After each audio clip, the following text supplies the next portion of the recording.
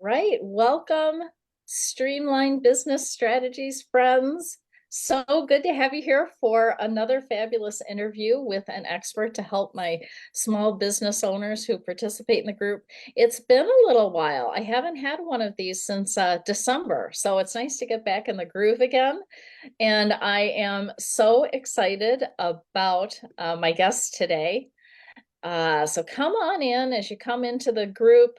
Let us know you're here. I'll keep an eye here on the group, see if we've got anybody who has any questions for Denise. It's wonderful to have you here, and just say hello. Let us know you're here. We're going to be talking about all things sales for small business owners. Oh, Thonda Wynn, fabulous. So good to have you here. Thonda's the owner of the amazing Limehouse restaurant in Hamburg, New York. Oh, fabulous. Thonda, I miss your food and I miss you. Once I'm back in Buffalo, we'll have to visit. Ruth, hey, good to have you here. Ruth George, amazing estate planning attorney, I know and so Ruth. much more. Do you know Ruth? Yeah. Hi, Yeah, Ruth. yeah, I'm sure we have many people in common. So come on in, say hello. Uh, well, let me just jump right into this. First of all, I'd like to introduce my amazing guest today. Denise Horan is the founder and principal of Integrated Management and Sales Consulting. She provides solutions to help organizations grow revenues, find new marketing opportunities, and develop effective sales and management leaders. Denise launched the national sales platform, Sales Club USA, which I'm so excited about, where sales and other professionals can go for resources, events, clubs, guest speakers, and more. And most recently, Denise has launched her first book, which I see right there on the screen, which is Amazing Stories from the Sales Field, a collection of over 60 interviews from great sales performers. And that book, I understand, is available at denisehoran.com. And we're going to put all of these links in the comments, in the notes, where this video and the audio, wherever it goes. We'll make sure we have all of this information, and it's also available on Amazon. So Denise, welcome. It's so good to have you here. Oh, Connie, I'm so excited to be here. Thank you for having me. And I love this topic, of course. I live and breathe revenue growth and sales and business development, all that stuff. I can relate. And I feel so fortunate now, having recently moved to the capital region in New York. Denise and I are almost neighbors, so it's so nice to be able to sometimes see you in person too. We just had lunch the other day. It was wonderful. So, Yes. all right, well, let's just jump right in. And I'd love to ask you, Denise, if you would share just what are some overall sales tips that come to mind for you when it comes to small business owners? Well, you need to engage. You really get to know your clients and really make them feel like they are special. And I know that sounds crazy, but think about this. If you walk into a retail, let's say it's a boutique you walk into, and no one says hello to you, nobody asks you if they can help. And it happens so frequently where there's this just cold feeling when you get in there. And let's just say you go to a lawyer, professional services, and the lawyer starts talking instead of getting to know you, asking questions, inquiring how you can be helped. So I think the engagement part people don't realize is so important. It starts with a smile. It starts with, "Hi, I'm Denise. And who are you?" So there's a meet and greet aspect to that as well. And retail and professional services, although very different, have the same tips. You need to communicate, you need to engage, you need to make people feel very important. You need to make them feel like they're the most important client. Absolutely. Yeah, it's so interesting because I find working with small business owners, I often work with solo business owners. they're so good at what they do, right? That's why they started their business. They're so good at it, they're passionate about it, they love what they do. But I can't tell you the number of times that I hear, "Oh, I hate sales. I don't wanna I just, I just," that whole, and it's something that they're not comfortable with. They maybe haven't done in the past. So it's new. It's out of their comfort zone. Yet it is so important. So I wonder as well, yeah, how do you recommend that small business owners learn more about developing their sales skills? I think that's so funny what you just said, because they say that to me too. And they'll be like, I hate this stuff. I'm like, you don't understand. You need sales to make your business grow and survive, for that matter. So I said, let's look at it differently than sales. Let's look at it as a meet and greet, as a social gathering, whatever it may be. Nobody said you had to pick up the phone and make a cold call. We don't need to do that anymore. We have so many great tools to connect with others. We have in-person networking. We have virtual networking. We have clubs. We have associations. We have the Chamber of Commerce. We have LinkedIn. So there's so many ways. You can also go to classes. There's workshops everywhere. You can all come on my new platform, see a speaker, and meet people. It's funny. I tell people, if you get on a workshop, let's just say it's a virtual workshop, and there's 10 people on there, you have 10 new friends. You're all on the screen together. You can reach out and say, it was nice to meet you on the screen. Would you like to have a virtual cup of coffee if you're not in the same town? So I try to make it simple and not so stressful. It doesn't need to be stressful, right? Absolutely, absolutely. And you so embody that. I mean, from the first time that we met, which was virtual, it was through, I believe, Grow Buffalo Yep. Business. Grow Buffalo. And you feel like an immediate friend, right? And when I came here, we got together. We've gotten together a couple of times. It's sure there are collaborative opportunities in business. I'm sure there are ways that we'll work together in the future, and we're friends. We can go have lunch, we can go have a drink, and Right. just enjoy each other's company, which is really nice. So I appreciate that. Now, you mentioned your platform. Would you share a bit more about that? Because I'm really excited about exploring it, and I'm blown away by all of the experts that you have there to help people in that on that platform. So it's funny. I had this vision, and it started during COVID. So in 2020, when we all met on the screen, and we met on the screen every day because you weren't allowed to do anything else but talk on the screen. I said, boy, I said, it would be nice if I took all these great contacts that I've made and share them with everybody. And all the material I have. I've been on my own for 25 years. I've written a million articles, a book, I've got all that to share with others. So I started working on this platform that I thought was going to take me 3 months, which took me a year because it's loaded with materials, but how much fun it has been.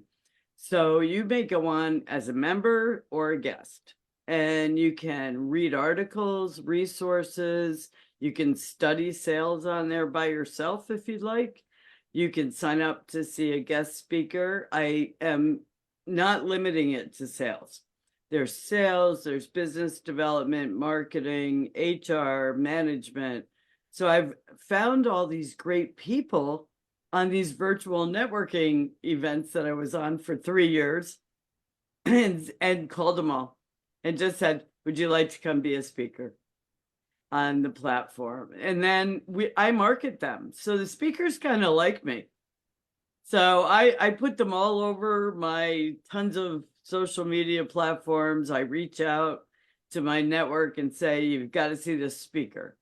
You got to come. Like this coming week, I'm real excited. We have a woman talking about igniting trust, and it's like a leadership type of workshop, and that's tomorrow. Thursday, we have one that's going to help people who might want to write their first book. And she was my book coach, and she was tremendous. And then next week I'll be doing one actually on business development for lawyers and professional services. So Ruth. Any other attorneys who are popping on here I are want you watching to this. come. And what is the date of that event? That's the 28th Of March. of February. February. Oh my gosh. Boy, Aren't we still in February? oh no, we are. You're absolutely right. No, thank you for sharing. Flying by. Yeah, yeah. Such great resources and what a great platform. And when did you open that up?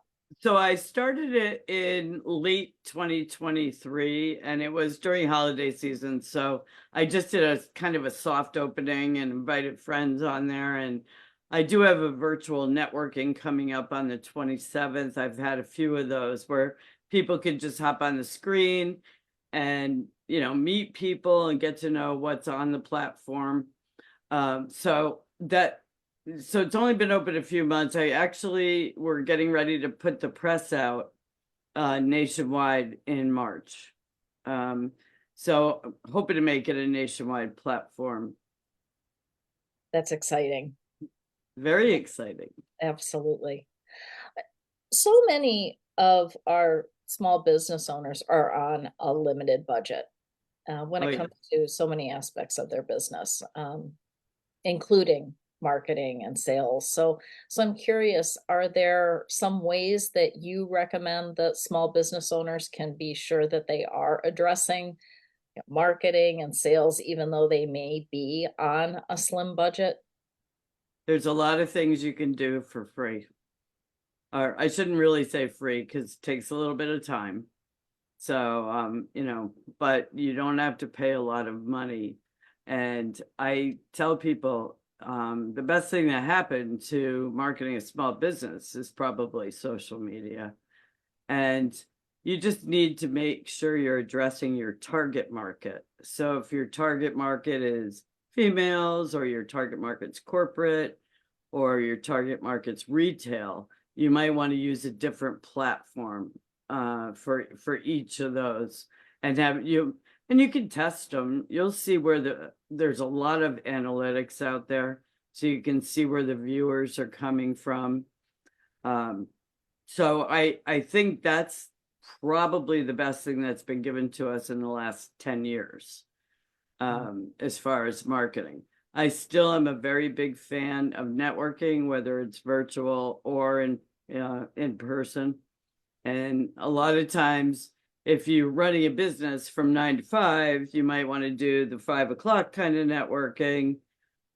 Or, maybe you get to leave for lunchtime for a short period of time and meet some new people. And you're really not selling, you're really just kind of talking to people about their business.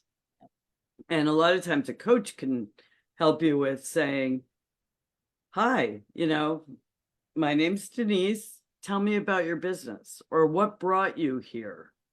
So it's not about just, pouring on the sales. It's really about making connections out there. The other thing I absolutely love is I have interns all the time. I think the key to the intern thing is to try to secure them for a year, so you don't have to keep training every 3 months. So when I interview them, usually in the summer, I'm asking them to stay through the following summer if possible. And I pay them a small amount of money because it's probably the right thing to do. And they're learning from me. I'm actually learning a ton from them. One thing young people know is how to navigate research, technology, and all this kind of stuff that some of us aren't so good at. So it's really a great combination. And they help with a lot of that stuff. They want to make social media posts. They want to research for you and find target markets. They want to analyze your competitors. it's a great learning experience for them. So those are just a few tiny things that I would recommend. I am a fan of Chamber of Commerce's. Generally, they're very good. They have events, they've got workshops. I'm actually speaking a lot at the local chamber, where it's a chamber university, and you go in and you get to see speakers, things like that, and meet a bunch of people while you're in the class. Mm. So, kind of a nice opportunity. Absolutely. Those are such great tips. So social media, networking, interns, those were the main points. And even deeper, yeah, I didn't realize that there was an opportunity to hire interns for a year at a time. I was always Yes, thinking it was the semester by semester, which is a drawback sometimes when you have to keep training someone. right. But that's wonderful to propose something like that. And I could not agree with you more in terms of the networking, almost regardless of the business and how it truly is. In fact, don't come in intending to sell someone. Come in there to build relationships and get to know people better. It just makes such a better difference. You said it perfectly. It's all about the relationship and the connection you make with those people. Yeah, yeah. You were talking about social media, finding where your ideal client is, being there. And I'd just like to add to that as well. Another free online that's almost like social media is the Google Business Profile, right? Making sure that you have that there and that it's up to date and that you keep, sharing posts there. You can treat it almost as social media so that Google keeps liking your business and keeps moving it up the ranks when people are looking for your particular type of business. Yes, very Yeah, much so. And so people much. forget about that. I'm one of the worst, Oh, because you can only look over so many platforms as well. So that's why I say it's worthwhile getting some help either through an intern, or I actually have a contract marketing person who's tremendous, who helps me, guides me. He's got different skill sets than I have, and we work together just great as a team. I love that. Yeah, always good to have help, particularly in the areas where they're not exactly in our keep calling it the genius zone, what we're really good at, right? There are always things to help support us. Yes, So, and people who are experts at them and love doing them. So I really appreciate you sharing that. And you did touch on this already a bit when you spoke about the chambers. Um, and we have a number of people who are in the Facebook group, and I'm sure who are watching this as well, who are locally based and work with people within their community, right? Not so much virtually and nationwide. So, are there other things that you recommend for people to be more active in their communities? I do. I absolutely think it's worthwhile to see what associations are local.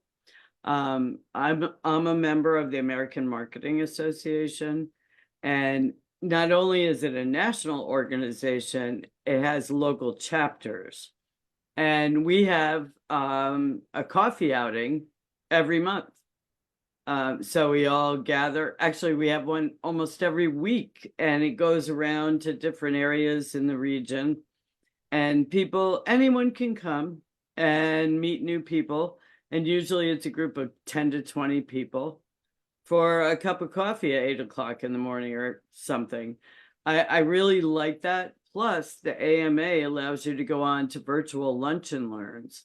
So it has a lot for you, it has a lot to offer. So that's just an example of one association. There's so many of them in the region and throughout the state. We have just a tremendous amount of resources through the associations. The other thing that I really do like is getting involved in a charity, and either being a volunteer or taking a board seat. And it's amazing how many people you meet, but you also get to learn who's good at what. And there are a lot of referrals that go on a board. You'll say, "Hey, I know somebody who really needs your service," or that kind of thing. So I like that. Terrific suggestions. I love it. Thank you so much for sharing that. Is there anything else that that's coming to mind through this conversation that I haven't asked you, but that you'd like to make a point of? And there doesn't have to be something. I don't mean to just throw this at you off the cuff, but I'm just curious. You're such a wealth of information. Well, there's so much out there. And, I recently did a podcast on personal branding. And I always tell people when it's a sales thing, you need to think about how do you want to be known by other people? And your personal brand is pretty important. If you're a restaurant, what do you want people to say about you? Do you want to say it's the best food in the world, best atmosphere, best service? Of course you want them all, but how do you want to be known? What's that little thing that sets you apart? If you're an attorney and there's 6,000 of you out there in the state, how are you going to be different in your practice area? Is there something that you're involved in that other people aren't involved in, or something that you specialize in? That the little things that set you apart as a brand. And I say the best way is to sit down with a piece of paper and a bunch of adjectives and say, what am I? Am I a leader? Am I an educator? Am I a connector? And somebody recently in one of my workshops said, oh, I'm an idea generator. I was like, oh, I like that one. I need to add that to my list. So, but there's little things like that that are really all about sales. And, I do a lot of personal coaching. So I'm really kind of diving into the person behind the business. And I think people want to know who they're doing business with. And to know that person is on the same page or can help them. So those are the things that I really, I think about when you talk about sales. I mean, there's so much you can read and study, and I don't think we have time, but now AI in sales is huge. So I don't know. Can I No, tell? please go ahead. Yeah, please do. Okay. What's coming to mind for you? I have a great story. I coach a new sales manager who was just recently promoted, and he's young and he's great. And his wife happens to be a tech person. And I find out afterwards that she's going on and on about AI. He's like, oh, that's a bunch of bull. I don't need that. I'm a sales. I got a team, all this stuff. Well, then I come along. I said to him, so are you using AI with sales? He looks at me and goes, oh, it's just a shrug. I said, think about little things. You're going to put together an email you need to send to a client, and you just maybe need a couple words, or you need to be able to phrase it in a short paragraph. AI can help you with that. I said, let's just say one of your team members is out selling in a specific area and 2 appointments cancel. He can pop into ChatGPT and find some local businesses that he might be able to drop by and introduce himself, leave a card. I was in your area or whatever. There's so many little things that are getting involved in AI. They can plan your target market. They can map your territory. So many things. They can do beautiful graphics for social media. There's so many things that you can do and still be unique and still tweak it a little bit so it's personalized. I so agree with you. And I mean, related to that, when you were talking about graphics, they can also plan out and create a month's worth of social media posts for you. I mean, almost anything that you can think of in your business where you get a little stuck. Normally, there's an area there where ChatGPT can at least get you unstuck, if not more. You're right. And the beauty is it's free. So if Right. you're a small business owner and you don't have a lot of resources, one more tool that you have. So, when somebody asks me, what can I do for free? I just basically say to them, listen, LinkedIn, other social media platforms, ChatGPT, um, you can go in there and do so much little marketing and connections and networking and emails and stuff like that that really are very low cost or no cost. Absolutely. Well, thank you. I'm glad that you brought that up as well. You shared so much value today, and I really appreciate your expertise. Would you also share how someone could reach you if they'd like to contact you for more information? Yes, I love when people contact me. So I have two platforms, denisehoran.com, Horan, um, and I have salesclubusa.com. You can reach me at Denise at salesclubusa.com or Denise at imsconsulting.net. Either one. Okay, I'm great. And checking I them will, both. oh, go Um, ahead. no, and I was going to say I'm on all the platforms. You can find me on LinkedIn and Facebook and Instagram and YouTube and you name it, all of them. Twitter. Oh, X, sorry. There we go. There we go. I love it. And apologies to you. I realize I mispronounced your last name. Oh, It's that's fine. sorry about that. So does But everybody. no, and we have a question that came in. Thonda had a question. She is franchising her restaurant, Limehouse Sushi and Ramen, and wondered for suggestions for finding franchisees. Ah, you know the gentleman out of Syracuse, John? John Adams. Actually, I know that Thonda has already been connected with him. So Okay, so that's good. It's funny that whole world, and she probably wants to get out there and do a little bit of research, but there's a whole network of people involved in franchises um, that are either helping someone buy one, sell one, get involved, create a franchise. I don't really play in that field, so I really can't advise that. But I would think John would be able to direct her to maybe some experts in the franchise business. great, great. Thank you for sharing. And Thonda, thanks so much for the question. All right, well, let's wrap things up. Denise, it was wonderful having you here.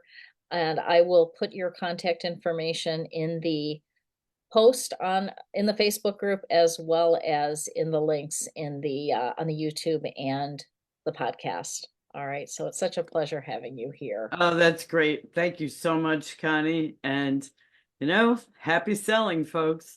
It's a beautiful thing. Love it.